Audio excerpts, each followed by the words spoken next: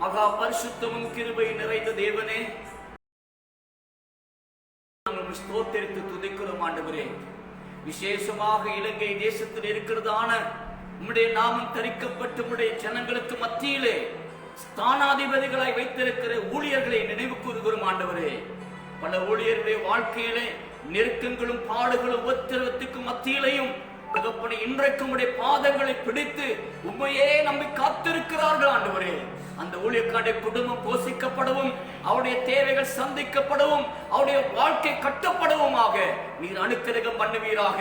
இன்றைக்கு மந்தைகள் ஆண்டவரே சபை கூட முடியாதபடிக்கு அங்கலாய்ப்போடு பல பாதிப்புகளோடு கூட வேதனையின் நெருக்கங்களுக்கு மத்தியில் இருக்கிற தன்னுடைய மந்தைகளுக்கு கூட நல்ல போசாக்கை கொடுக்க முடியாதபடிக்கு தகப்பனே கஷ்டப்பட்டு கொண்டிருக்கிற ஊழியர்களுடைய நிலைமைகளுக்காக ஜெபிக்கிறோம். அவர்கள் போஷிக்கவும், அவர்கள் காக்கப்படவும், அவருடைய குடும்பங்கள் வழிநடத்தப்படவும் என் தேவன் அற்புத விதமாய் போஷித்து காப்பாற்றுவீராக. விசுவாசி பிள்ளைகளுக்காக ஜெபிக்கிறோம் ஆண்டவரே. ஒருவர் கூட தன் ரட்சிப்பை இழந்து போகாதபடிக்கு, விசுவாசத்திலே தளர்ந்து போகாதபடிக்கு தேவன் இந்த நாட்களிலே அவர்கள் விசுவாசம் பெருகத்தக்கதாய் அற்புதங்களை செய்வீராக ஆண்டவரே. நெருக்கத்தில் என் தேவன் கூடவே இருக்கிறீர் என்பதை கண்டு கொள்ளும்படியாக, என் தேவன் அவர்களை கைவிடவில்லை, மறக்கவில்லை என்று அறியும்படியாக இந்த நாட்களிலே கர்த்தர் உலக ரீதியான தேவைகளை சந்திக்கிறதோடு ஆவிக்குரிய வாழ்க்கையிலும் இடராமல் இருக்க கர்த்தர் அனுக்கிரகம் பண்ணுவீராக. தொடர்ந்து ஜெபிக்கவும், தேவனை தேடவும், நெருக்கத்தில் நம்மை நோக்கி கூப்பிடவும் உண்மையுள்ளவராயிருக்க உதவி செய்வீராக. கர்த்தர் தொடர்ந்து ஆசீர்வதித்து தேவ ஜனங்களை சபையும் காத்துக் கொள்வீராக. நம்முடைய சபை மக்கள் ஒருவர் இடறி போகாதபடிக்கு, சபை கூடுதலை விட்டு விட்டு இருக்கிற ஜனங்கள் சோர்ந்து போகாதபடிக்கு ஆண்டவரே தேவனுக்குள் பலன் அடையக்கூடிய வழிகளை, வாசல்களை கர்த்தர் ஏற்படுத்தி கொடுத்து அவர்களுக்கு வாஞ்சை வைராக்கியத்தை கொடுத்து கர்த்தருக்காக நிற்கப்படும்படியாக ஜெபிக்கிறோம். தொடர்ந்து ஆசீர்வதியும், ஊழியக்காரர்களை ஜனங்கள் போஷிக்கவும், தேடி விசாரிக்கவுமாக. அதே போல முடியாத ஏழை எளிய ஜனங்கள், திக்கற்ற பிள்ளைகள், விதவைகளையும் ஆண்டவரே சபை தேடி விசாரிக்கவும் இந்த நாட்களை சபையும் நீர் ஆசீர்வதிப்பீராக, ஜனங்களையும் ஆசீர்வதிப்பீராக. திக்கற்ற பிள்ளை விதவைகளையும் என் தேவன் குறைவில்லாமல் போஷிக்கும்படியாக எல்லாரையும் கரத்தில் ஒப்புக் கொடுத்து இயேசு கிறிஸ்துவின் நாமத்தினாலே இந்த ஜெபத்தில் இணைந்திருக்கிற அத்தனை பேரையும் ஆசீர்வதித்து அற்புதம் செய்யும்படியாக இயேசுவின் நாமத்தினால் ஜெபிக்கிறோம் பிதாவே. ஆமென். நிச்சயமாய் கர்த்தர் இந்த நாட்களிலே நம்மை ஆசீர்வதித்து பாதுகாக்கிறவராய் நம் மத்தியிலே உலாவுகிறார். ஆமென். ஆகவே தேவனுடைய வார்த்தைக்கு நேராக நாங்கள் இதை கடந்து செல்வோம். இன்றைக்கு இலங்கை தேசத்திலே பலவிதமான இயற்கை அனர்த்தங்களுக்கு முகம் கொடுக்கிறோம். இவையெல்லாம் இயற்கை அனர்த்தம் என்று உலகம் சொன்னாலும் கூட ஆவிக்குரிய தேவ ஜனத்துக்கு தெரியும், இதெல்லாம் தேவனுடைய யுத்த ஆயுதங்கள்.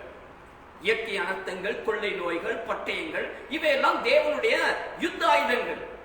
இந்த ஆயுதங்களுக்கு இந்த உலகத்திற்கு எந்த ஆயுதமும் எதிர்த்திருக்க முடியாது. இவைகள் ஜாதி, மதம், இனம், பாகுபாடு என்று சொல்லி வராது. ஒரு தேசம் அங்கு தேவனுக்கு அருவருப்பான காரியங்களை செய்யும் போது, பாவம் செய்யும் போது தேவன் அந்த தேசத்துக்கு விரோதமாக செயல்படுவார். அப்படித்தான் இன்றைக்கு இலங்கை தேசத்துக்கு விரோதமாய் பலவிதமான தாக்கங்களிலே தேவன் யுத்தம் பண்ணி கொண்டிருக்கிறார்.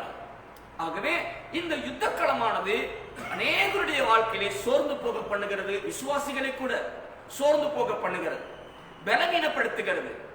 எனக்கு அருமையான தேவனுடைய பிள்ளைகளே, ஆதியாகம புஸ்தகத்திலே நாங்கள் தேவ ஆவியான் அப்படியான சூழ்நிலையில் இருந்த மக்களை எப்படி காப்பாற்றுகிறார், காப்பாற்றுவதற்கு தேவன் யாரை பயன்படுத்துகிறார், அந்த பயன்படுத்துகிற நபர்கள் எப்படி இருக்க வேண்டும் என்பதை பார்த்து உங்களுடைய யுத்தத்திலே கர்த்தர் இருந்து ஜெயம் கொடுக்கும், உங்கள் எல்லா காரியத்தையும் திரும்ப ஆசீர்வதிக்கவும் விரும்புகிறார். தைரியமாயிருங்கள், திரும்ப தேவன் அற்புதம் செய்வார், திரும்ப தேவன் உங்களுக்கு உதவி செய்வார், திரும்ப நீங்கள் கட்டப்படுவீர்கள், திரும்ப நீங்கள் எழும்புவீர்கள், திரும்ப உங்கள் வாழ்க்கை செழிப்பாய் வரும் என்பதை மாத்திரம் புரிந்து கொள்ளுங்கள். இந்த யுத்த களத்திலே நாம் ஞானமாய் செயல்படவே தேவன் நம்மை அழைத்திருக்கிறார். குடும்பங்கள் ஜாக்கிரதையாயிருங்கள், உங்களுடைய இழப்பை தேவன் சீர்படுத்துவார். நாங்கள் வாசிப்போம். ஆதியாகம புஸ்தகத்திலே 15வது அதிகாரத்திலே 1வது வசனத்தை வாசிக்கும்படியாக நாங்கள் கர்த்தருடைய சங்கத்திலே ஆயத்தமாகும். ஆதியாகம புஸ்தகம் 15வது அதிகாரம் 1வது வசனத்தை நாங்கள் வாசிப்போம். இந்த காரியங்கள் நடந்த பின்பு கர்த்தருடைய வார்த்தை ஆபிரகாமுக்கு தரிசனத்திலே உண்டாகி கர்த்தருடைய வார்த்தை ஆபிரகாமுக்கு தரிசனத்திலே உண்டாகி அவர் ஆபிரகாமே நீ பயப்படாதே, நான் உனக்கு கேடகமும் நான் உனக்கு மகா பெரிய பலனுமாய் இருக்கிறேன் என்றார். ஆமென். போதும். ஆண்டவர் சொல்கிறார், ஆபிரகாமை பார்த்து ஆண்டவர் பேசு, ஆபிரகாமுக்கு தேவன் தரிசனமாகிறார். இந்த காரியம் சம்பவித்த பின்பு என்று சொல்கிறார். எந்த காரியம் என்பதை நாங்கள் பார்ப்பதற்கு முன்பதாக ஏதோ ஒரு காரியம், பெரிய ஒரு காரியம் நடந்திருக்கிறது. இந்த காரியம் நடந்த பின்பு தேவன் ஆபிரகாமுக்கு தரிசனமாகிறார். முக்கியமான ஒரு காரியம் நடந்திருக்கிறது. அந்த காரியம் இன்றைக்கு உங்கள் வாழ்க்கையிலே நடந்து கொண்டிருக்கிறது, நம்முடைய தேசத்திலே நடந்து கொண்டிருக்கிறது. இந்த காரியங்கள் என்று சொல்லப்படுகிறது. அப்படியானால் இந்த காரியம் என்று சொல்லியிருந்தால் ஒரு பிரச்சனையாயிருக்கும். ஆனால் இந்த காரியங்கள் என்று சொல்லும் போது அநேக பிரச்சனைகள், அநேக காரியங்கள் நடந்திருக்கிறது.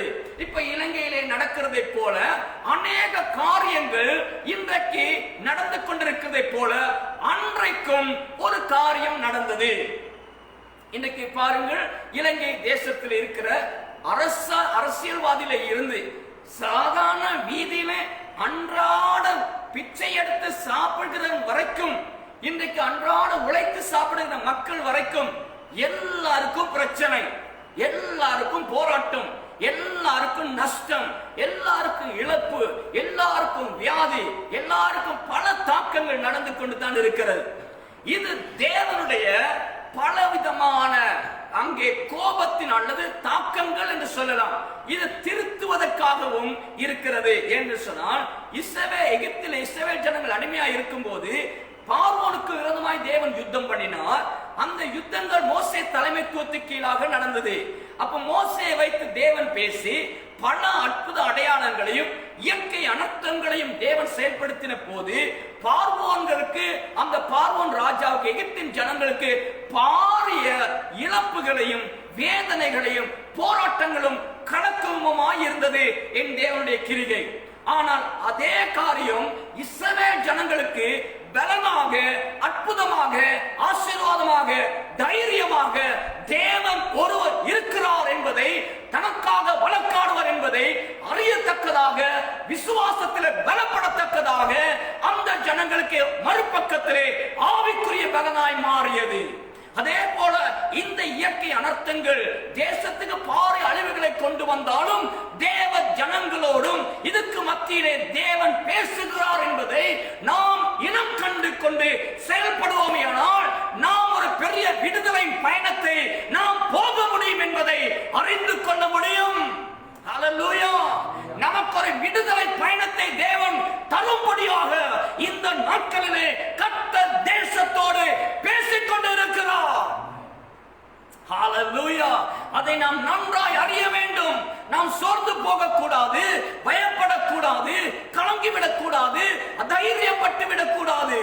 நாம் இந்த நாட்களிலே எங்களுக்கு அடைக்கலமாயிருக்கிற தேவனை நோக்கி பார்க்க வேண்டும். ஆகவே தான் தேவன் ஆபிரகாமை சந்திக்கும் போது இந்த காரியங்கள், பொருளாதார வீழ்ச்சி, வியாதி, பலவிதமான வியாதியின் தாக்கம், ஒரு நோய் என்று அல்ல, இப்ப கொள்ளை நோய் பலவிதமாய் ஊடுருவிக் கொண்டு இருக்கிறது.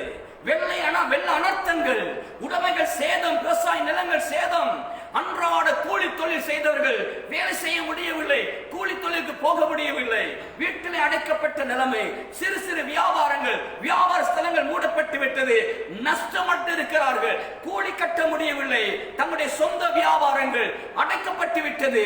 இன்றைக்கு எல்லாம் அடைக்கப்பட்டு விட்டது. பொருளாதாரத்தின் பாரிய வீழ்ச்சி, இன்னொரு பக்கம் நோயின் தாக்கம், இன்னொரு பக்கம் இயற்கை அனர்த்தங்கள், இன்னொரு பக்கம் தேசம் செய்கிற காரியங்கள், தேச மக்களுக்கு திருப்தி இல்லை, வேதனையும் கலக்கமுமாய் இருக்கிறது.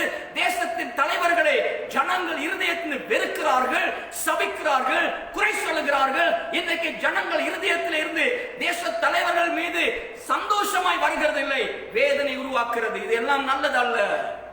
தேவன் காற்றை அனுப்புகிறான், காற்று பல பகுதியிலே வந்து பல காரியங்களை சூறையாடுகிறது, அங்கே மண் சரிவுகள் ஏற்படுகிறது. இப்படிப்பட்ட அழிவுகள், இதுக்கு மத்தியிலே இவ்வளவு லாக்டவுன் ஆக்கி இருக்கிற நேரத்திலே கூட வாகன விபத்துகள் நடந்து எத்தனை பேர் இந்த நாட்களில் மரித்து போகிறார்கள்.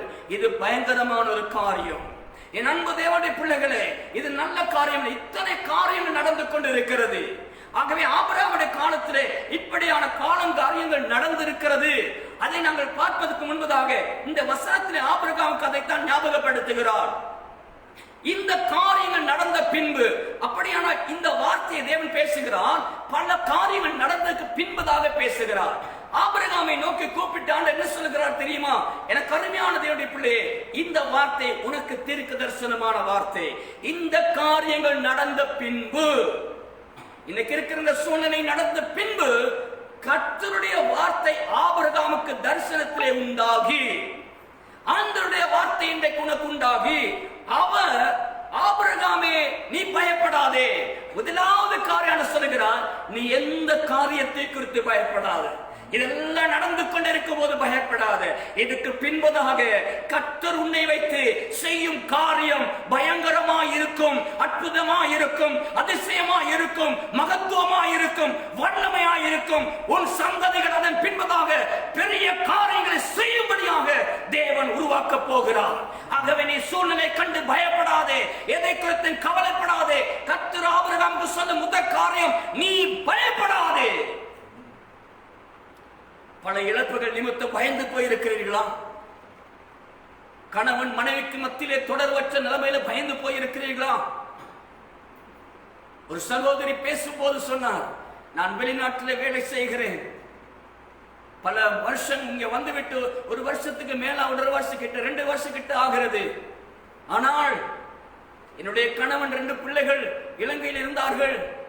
ஆனால் அவர் மரித்து போனார். இன்றைக்கு ஒரு 6-7 மாதத்துக்கு முன்பதாக மரித்து போனார்கள்.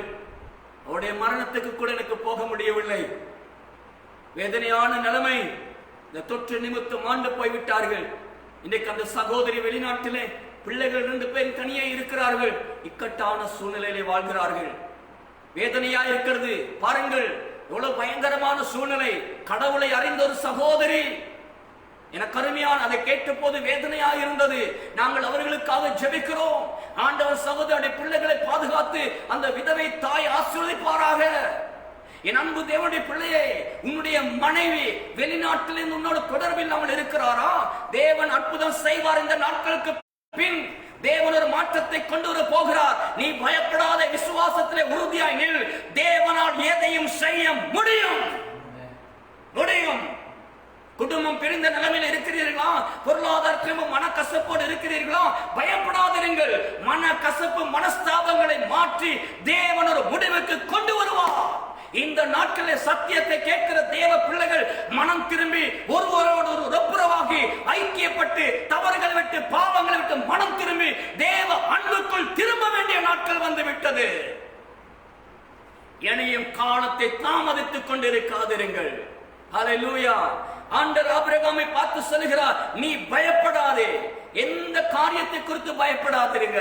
ஏன் தெரியுமா? அவர் சொல்லுகிறார், நான் உனக்கு கேடகமும் உனக்கு மகா பெரிய பலனுமாய் இருக்கிறேன். அந்த சொல்லுகிறார், உன்னை காக்கும் கேடகம் நான். என்ன வந்தாலும் எது நடந்தாலும் உன்னை பாதுகாக்கிற கேடகம் நான் உன்னோடு கூட இருக்கிறேன். நீ பயப்படாதே, உனக்கு நான் பெரிய பலமாய் இருக்கேன்னு சொல்லுகிறார். ஹல்லேலூயா. என் தேவ பிள்ளையே, இன்றைக்கு உன் பயப்படாதே. நீ கர்த்தர் உனக்கு கேடகமாய் இருக்கிறார். எந்த பஞ்சம் வருகிறது பயப்படுகிறாயா? வியாதி குறித்து பயப்படுகிறாயா? இல்ல இந்த அழிவை குறித்து பயப்படுகிறாயா? பயப்படாதே. உன் கண்களுக்கு பார்க்க முடியாவிட்டாலும் கர்த்தர் உனக்கு முன்பதாக கேடகமாய் இருக்கிறார்.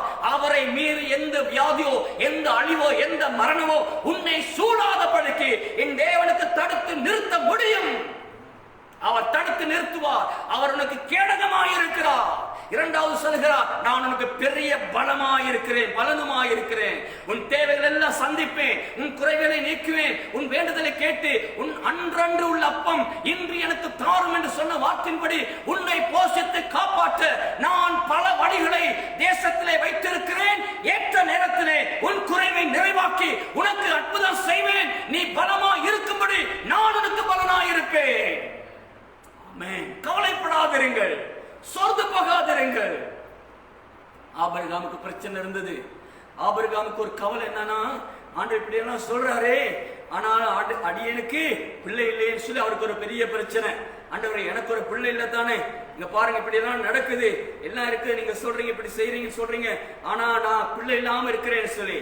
ஆண்டு சொல்றாய், இன்னொருத்தனை பார்த்து ஆபிரகாம் சொல்றாரு, இவன் இருக்கிறானே, இவன் விசாரி, இவன் வந்துட்டு என் வேலைக்கார மகனை மாதிரி இருக்கான், இவன் உத்தமனா இருக்கிறான், இவன் என் மகனா இருந்துட்டு போட்டுன்னு சொல்லி ஆபிரகாம் ஆண்டு இடத்துல பேசும்போது ஆண்டு சொல்ற, அப்படி கிடையாது, நான் உன் சந்ததி தான், உனக்கு சுதந்திரவாளியா உன் பிள்ளைகளுக்கு தான் கொடுப்பேன்னு சொல்லி ஆண்டு அவனை ஆசீர்வதிக்கிறார். எப்படி ஆசீர்வதிக்கிறார் தெரியுமா?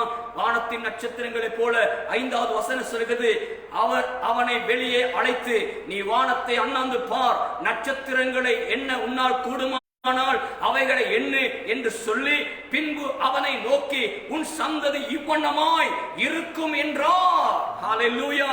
அவன் கர்த்தரை விசுவாசித்தான், அதை அவர் அவனுக்கு நீதியாக எண்ணினான். ஹல்லேலூயா! பயப்படாதீங்க.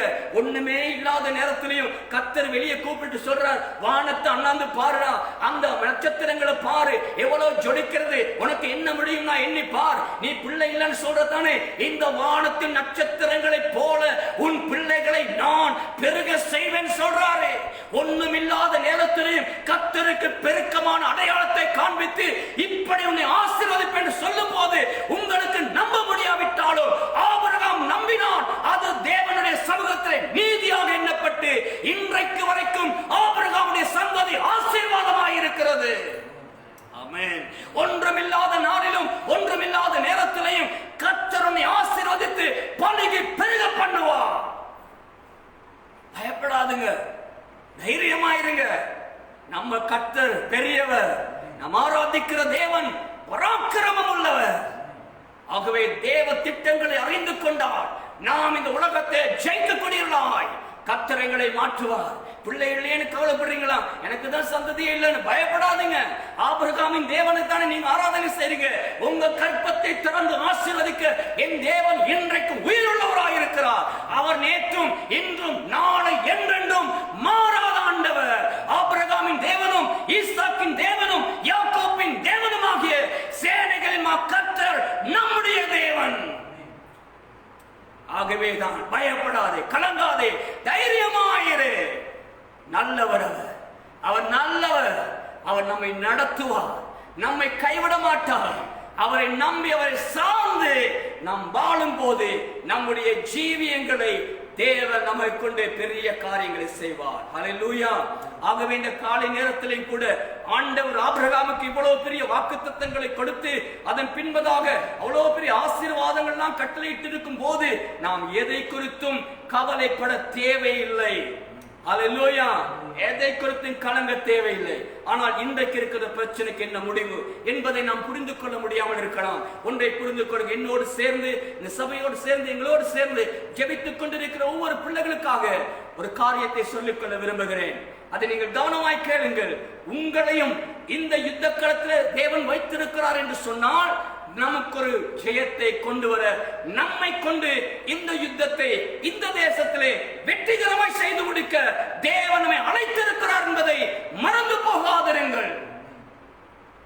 ஆமென். ஹல்லேலூயா! நாங்கள் 14வது அதிகாரத்தை எடுத்துக்கொள்வோமே, ஆனால் அந்த 14வது அதிகாரத்திலே அங்கு 24 வசனங்கள் இருக்கிறது. இந்த 24 வசனத்திலே ஒரு பெரிய ஒரு மாற்றம் நடந்திருக்கிறது. அதனால் தான் தேவன் 15வது அதிகாரத்திலே முதல் பகுதியில் சொல்கிறார், இந்த காரியங்கள் நடந்த பின்புதாக. அப்படின்னா ஏதோ ஒரு காரியம் 14வது அதிகாரத்திலே நடந்திருக்கிறது. அந்த காரியம் நமக்கு இந்த காலத்திலே, நாம் நிற்கிற இந்த யுத்த காலத்திலே, இந்த போராட்டத்தின் காலத்திலே, உபத்திரவத்தின் காலத்திலே நமக்கு அதிலிருந்து அநேக தேவ ஆலோசனைகள், தேவனுடைய வெளிப்பாடுகள், தேவனுடைய பலன், தேவனுடைய தைரியம், பரிசுத்தாவின் வல்லமை நம்மையும் நடத்த தேவன் நம்மை அந்த காரியங்களை வழி நடத்துவாராக. ஹல்லேலூயா! அப்போ அங்கே ஆபிரகாம் அங்கே வாழ்ந்து கொண்டிருக்கும் போது அந்த நாட்களிலே 5 ராஜாக்கள் இருக்கிறார்கள். அவர்கள் எல்லாரும் அங்கே 1வது வசனத்திலே நாங்கள் பார்க்கிறோம், 4 ராஜாக்கள் வருகிறார்கள். 2வது வசனத்தில் இருக்கிற 5 ராஜாக்களுடைய பட்டணங்களை, கோட்டைகளை, தேசத்தை பிடித்துக் கொள்ளும்படியாக. அப்ப இந்த 5 ராஜாக்களும் இந்த 4 ராஜாக்கள் எதிர்த்து வந்தபடினால் இந்த 5 ராஜாக்கள் ஒன்று சேர்ந்து யுத்தம் பண்ணுகிறார்கள். யுத்தம் பண்ணும் போது இவர்கள் எல்லாரும் என்ன நடக்குன்னு சொன்னால், இந்த 5 ராஜாக்கள் அங்கே சோதோம் குமாரா தேசத்திலே, இன்னும் குமாரா ராஜா, அப்படியாக பல ராஜாக்களை குறித்து 2வது வசனத்திலே சொல்லப்படுகிறது. அப்ப இந்த 5 ராஜாக்கள் யுத்தம் பண்ணுகிறார்கள் 4 ராஜாக்களை எதிர்த்து. இப்ப 5 பேர் இருந்தா நல்ல நம்பிக்கை தானே, 5 பேருடைய ராணுவம் இருக்கிறது, 5 பேருடைய ஜனம் இருக்காங்க, இவங்க எல்லாம் சேர்ந்து இந்த 4 ராஜாக்களுக்கு எதிர்த்து நிக்கிறாங்க. ஆரம்பத்துல நல்ல நம்பிக்கை தான், 5 பேர் நாங்க இருக்கோம் ராஜாக்கள், அவனுங்க 4 பேர் தான் இருக்காங்க, நாங்க ஜெயிச்சிடலாம் அப்படின்னு சொல்லி நம்பிக்கையோடு போராடுகிறார்கள். நம்பிக்கையோடு போராடும் போது இவர்கள் யுத்தம் நடந்து கொண்டு இருக்கும் போது 10வது வசனம் சொல்லுகிறது, அந்த சீத்தின் பள்ளத்தாக்கு எங்கும் நிலக்கீழ் உண்டாகும் கேணிகள் இருந்தது. சோதோம் குமாராவின் ராஜாக்கள் முறிந்தோடி அங்கே விழுந்தார்கள், மீண்டவர்கள் மலைக்கு ஓடி போனார்கள். அப்போ சோதோம் குமாரில் இருந்த அந்த 5 ராஜாக்களும் யுத்தம் பண்ணி போராடி பார்க்கிறாங்க. 4 பேரோட முடியல, யுத்தத்துல அவங்க அடிக்கிற அடிகளை தாங்க முடியல. அதனால இவங்க போயிட்டு பல கேணிகள் குழிகளிலே பலவித சேற்றில விழுந்து பலவிதமான தாக்கங்களுக்கு உள்ளாகி பயந்து ஓடுகிறார்கள். கொஞ்சம் பேர் மலைகளுக்கு ஓடி போகிறார்கள். இப்படி சிதறடிக்கப்பட்டு விடுகிறார்கள். 4 பேருக்கு முன்பதாக எல்லாரும் தோல்வி அடைந்து விடுகிறார்கள். என் அன்பு தேவனுடைய பிள்ளைகளே, இன்றைக்கு இந்த தேசத்தில் இருக்கிற பலவிதமான உபத்திரவங்கள், போராட்டங்கள், நெருக்கங்கள், பொருளாதார வாழ்க்கை, குடும்ப வாழ்க்கை, வியாபாரங்கள், தொழில் வாழ்க்கையிலே அங்கே இயற்கை அனர்த்தங்களுக்கு மத்தியிலே முகம் கொடுத்து நாம் இந்த யுத்தத்திலே முகம் கொடுத்து இருக்கும் போது நமக்கு போராட முடியவில்லை. நாம் எதிர்த்து பார்த்தோம், போராடி பார்த்தோம், தப்பித்துக் கொள்ளலாம் என்று நினைத்தோம். ஆனால் இன்றைக்கு அநேக தேவ பிள்ளைகளும் தேசமும் முறிந்தோடி விழுந்து கொண்டிருக்கிறது. தப்பித்துக் கொள்ள இடம் தேடி ஓடிக்கொண்டிருக்கிற நிலைமையிலே தேசம் மாறிவிட்டது. நமக்கு விரோதமாக யுத்தம் மும்முரமாக இருக்கிறது. என்ன செய்வது என்று தெரியவில்லை. வாழ்வாதாரத்தை தேடுகிறோம், அன்றன்று சாப்பிட தேடுகிறோம், இருக்க முடியாமல் வீடு மழை வெள்ளத்தில் நிறைந்து சரிந்து விழுந்து பல தாக்கங்கள் உண்டாகி இருக்க இடம் தேடி ஓடுகிறோம். வேலை கிடைக்காத யாராவது எங்களுக்கு உதவி செய்ய மாட்டார்களா, இன்னொரு பக்கம் தேடிக்கொண்டு இருக்கிறோம். இப்படியாக அந்த ராஜாக்களை போல நாங்களும் சிதறி 4 பக்கமும் எங்களுடைய சிந்தனை, யோசனை, இருதயம் எல்லாம் தாறுமாறாய் ஓடிக்கொண்டிருக்கிறது. இன்னொரு பக்கம் மரண பயம், ஐயோ அந்த தொற்று வந்து விடுமா, இந்த கொள்ளை நோய் வந்து விடுமா, காற்று நிமித்தம் அழிந்து விடுமா, வெள்ளத்தினால் அழிந்து விடுமா என்கிற பல பயம், என்ற தாக்கம். என்ன செய்வது தெரியவில்லை. இக்கட்டான சூழ்நிலையிலே இவர்கள் இருக்கும் போது இந்த ராஜாக்கள் 4 பேரும் பயங்கரமாக எதிர்த்து நின்று ஜெயித்தார்கள். பாருங்களுக்கு கீழுள்ள வசனங்கள் 14வது அதிகாரம் 11வது வசனம் 12வது வசனம் கவனமாய் கேளுங்கள். அப்பொழுது அவர்கள் சோதோமிலும் குமாராவிலும் பொருட்கள் எல்லாவற்றையும் போஜன பதார்த்தங்கள் எல்லாவற்றையும் எடுத்துக்கொண்டு போய்விட்டார்கள். ஆபிரகாமுடைய சகோதரனுடைய குமாரனாகிய லோத்து சோதோமிலே குடியிருந்தபடியால் அவனையும் அவன் பொருட்களையும் கொண்டு போய்விட்டார்கள். போதும். நாங்கள் இந்த இடத்துல பார்க்கிறோம், அந்த 4 ராஜாக்களும் இவர்கள் எல்லாம் அடித்து துவைத்து சிதறடித்த பின்பதாக அந்த ஊருக்குள்ளே வந்து அங்கே சோதோம் கொமோராவில் உள்ள பொருட்கள் எல்லாவற்றையும், போஜன பதார்த்தங்கள் எல்லாவற்றையும் எடுத்துக்கொண்டு போய்விட்டார்கள். இன்றைக்கு இருக்கிற நிலைமை என்ன தெரியுமா? நம்முடைய உடைமைகள் எல்லாம் போகிறது. இன்றைக்கு இருக்கிற சாப்பிட வழி இல்லை, இன்னைக்கு சாப்பாடு இல்லை, சாப்பிடுறதுக்கு அன்றாட கூலி தொழில் செய்தவர்கள், வேலை செய்தவர்கள், இன்னைக்கு வருமானம் இல்லை, எப்படி சாப்பிடுவது தெரியவில்லை. இன்னைக்கு அநேகர் தன்னுடைய உடைமைகளை விற்கிறார்கள், பொருட்களை விற்கிறார்கள், நகைகளை அடமான வைக்கிறார்கள், இன்னைக்கு பல வாகனங்களை விற்கிறார்கள், பலவிதமான வீட்டு உபகரணங்களை விற்கிறார்கள், நிலங்களை அடமான வைக்கிறார்கள். இன்னைக்கு பல காரியங்கள் தங்களை விட்டு பொருள் எல்லாம் போகிறது. நெருக்கமான சூழ்நிலை. என் அன்பு தேவனுடைய பிள்ளைகளே, தேசம் நெருக்கமான சூழ்நிலை போய்கொண்டிருக்கிறது. இந்த யுத்தமானது நம்மை எல்லாவற்றையும் வாரிக்கொண்டு போகிறதை போல் இருக்கிறது. அது மட்டுமல்ல, அவனுடைய எல்லாவற்றையும் எடுத்துக்கொண்டு போகிற நிலைமையிலே இந்த சோதோம் குமாரால் இருந்த இந்த 5 ராஜாக்களுடைய நிலைமை இருக்கிறது.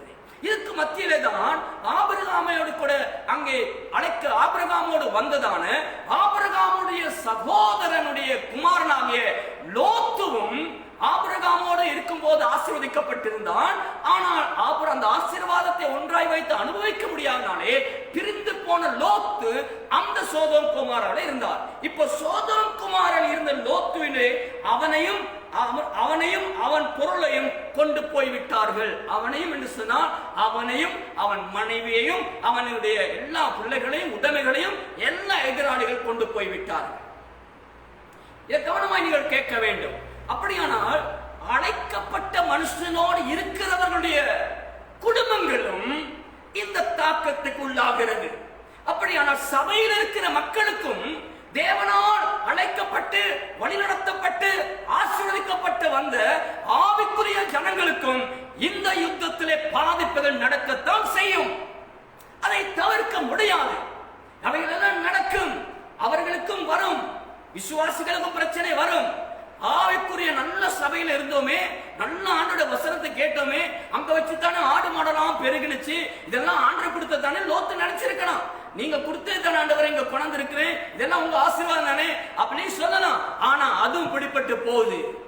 ஏன் சொன்னா ஆபிரகாமோடு நம்ம கவனமா ஆலோசனை கேட்டு நடக்க வேணும். ஆனா நம்ம இஷ்டப்படி போகும்போது நம்முடைய உடைமைகளும் போகதான் செய்யும். ஒரு சில நேரங்கள் போயிடும், அது ஒண்ணும் பண்ண முடியாது.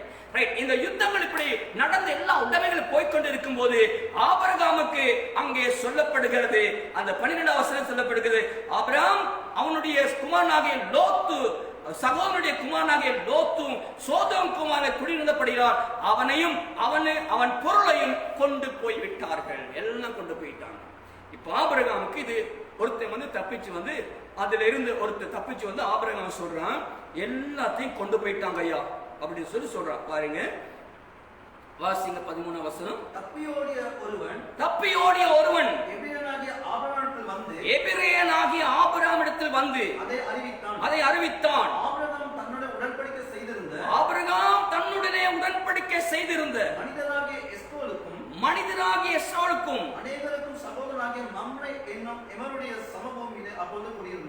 அங்கே ஒரு உடன்படிக்கை பண்ணி ஒரு தேசத்திலே அவன் குடியிருக்கிறான்.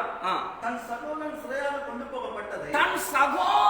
சிறையாக கொண்டு போகப்பட்டதை ஆபிரகாம் கேள்விப்பட்ட போது தன் வீட்டிலே பிறந்த கைப்படிந்தவர்களாகிய 318 ஆட்களும் ஆயுதம் தரிப்பித்து தான் என்னும் ஊர் மட்டும் அவர்களை பின்தொடர்ந்து, பாருங்கள் வாசிங்க அடுத்த வசனம். ராக்காலத்திலே அவனும் அவன் வேலைக்காரனும் பிரிந்து பவஞ்சுகளாய் அவர்கள் மேல் விழுந்து அவர்களை முறியடித்து தமஸ்கோக்கு இடதுபுறமான ஓபா மட்டும் துரத்தி போதும். நாங்கள் பார்க்கிறோம், ஆபிரகாமுக்கு அறிவிக்கப்படுகிறது, உன்னுடைய சகோதரனுடைய மகன் லோத்துவை சேர்த்து பிடித்துக் கொண்டு போய்விட்டார்கள். அப்பொழுது ஆபிரகாமுக்கு அது ஒரு பாரமாய் இருந்தது. என்னுடைய சொந்தம், என்னுடைய உறவுகள், என்னோடு இருந்தவர்கள் இப்படி பாதிக்கப்பட்டிருக்கிறார்கள் என்பது ஒரு பெரிய பாரம். அதே போல அந்த தேசம் பாதிக்கப்பட்டது இன்னொரு பக்கத்திலே பாரம். ஆகவே இந்த காரியத்தை கொண்டு கொஞ்சம் கவனமாய் நீங்கள் பார்க்க வேண்டும் என்று நான் விரும்புகிறேன். என் அன்பு சகோதர சகோதரியே, இந்த நாட்களிலே நம்முடைய சொந்தங்கள், நம்முடைய உறவுகள், நம்முடைய நண்பர்கள், நமக்கு தெரிந்தவர்கள் பலவிதமான சிறையிருப்புக்குள் ஆளாக்கப்பட்டுக் கொண்டிருக்கிறார்கள், சிறைப்பிடிக்கப்பட்டிருக்கிறார்கள். இதை தெரிந்த பின்பதாக அங்கே நாம் மௌனமாக இருக்க முடியாது. ஆபிரகாமை போல தேவனுடைய ஆலோசனைகளின்படி, திட்டத்தின்படி இந்த காரியத்தை முறியடித்து அவர்களை மீட்டுக் கொள்வதற்கு நாம் செயல்பட ஞானவான்களாய் மாற வேண்டும். இன்றைக்கு பொருளாதாரம் சிறைப்பட்டு போய்விட்டது, பல குடும்பங்கள் சிறைப்பட்டு போய்விட்டது, பல வெளிநாட்டிலே இலங்கையில் இருக்கிறவர்கள் அங்கே தொடர்பு இல்லை, சிறைப்பட்டு இருக்கிறார்கள், பல நெருக்கங்களுக்கு முகம் கொடுக்கிறார்கள், பல குடும்பத்திலே சிறையிருப்புகள், அவர்கள் சத்துரு பலரை பிடித்துக் கொண்டு போய் அடிமைப்படுத்தி பாவத்திலே வைத்திருக்கிறார். இவ்வளோ பிரச்சனை நாட்டில் நடக்குது. வாழ்வா சாவான்னு போராடிக்கிட்டு இருக்கான். விசுவாசத்தை காத்துக் கொண்டதே பெரிய பிரச்சனையா இருக்கு. யோசிச்சு பாருங்க, சோதோமின் ராஜாக்கள் யுத்தம் பண்ணி 5 பேர் சேர்ந்து யுத்தம் பண்ணியிருப்பாங்க. யுத்தம் பண்ணி எதிராளி தாக்கத்தை தாங்க முடியாம சோர்ந்து போயிருப்பாங்க. ஒரு மனுஷனுக்கு சோறு வந்த உடனே அவன் யுத்தத்துல நம்பிக்கை அற்று போயிருவான், அவன் எதிர்காலத்தை நம்பிக்கை அற்று போயிருவான். அந்த சோறு வந்தவனை தான் தப்பிச்சுக்கிறதுக்கு எங்கேயாவது ஓடி போயிருவான். ஓடி போவான், உழுவான், இல்ல மறைஞ்சுக்கிறான், என்னதான் செய்ய பார்ப்பான். என் அன்பு தேவனுடைய பிள்ளைகளே, நமக்கு சோர்வு வறுமையானால், ஒரு காரியத்தை கர்த்தருக்குள் பயணம் செய்யும் போது சோர்வு வறுமையானால் நாம் தோல்வி அடைய போகிறோம் என்பது அர்த்தம். ஆகவே சோர்வுக்கு மட்டும் இடம் கொடுக்காதீங்க. சோர்ந்து போகாமல் ஜெபம் பண்ணுங்கள், விழித்திருந்து ஜெபம் பண்ணுங்கள். சோர்வு வந்துருச்சுன்னா, இலங்கையில் இருக்கிற ஆவிக்குரிய ஜனத்துக்கு சோர்வு வந்துருச்சுன்னா நீங்க தோல்வி அடைஞ்சிருவீங்க. யுத்தம் நடக்கத்தான் செய்யும். யுத்தம் நடக்கும் போது நாம் விழித்திருந்து உற்சாகமாய் செயல்பட வேண்டும். அப்ப ஆபிரகாமுக்கு இந்த காரியம் கேள்விப்பட்ட போது, இவன் சிறைப்பட்டு போயிட்டானே, என்னுடைய சகோதரனுடைய மகன் சிறைப்பட்டு போனானே என்று சொல்லி ஆபிரகாமுக்கு அறிவிக்கப்பட்ட போது, தன் சகோதரன் சிறைப்பட்டு கொண்டு போகப்பட்டதை ஆபிரகாம் கேள்விப்பட்ட போது, அவன் தன் வீட்டிலே பிறந்த முதலாவது ஆபிரகாம் என்ன செய்யறார் சொன்னால், தன்னுடைய வீட்டிலே பிறந்த, அப்படியானா தன் வீட்டிலே பிறந்த தன்னுடைய பிள்ளைகள் அல்ல,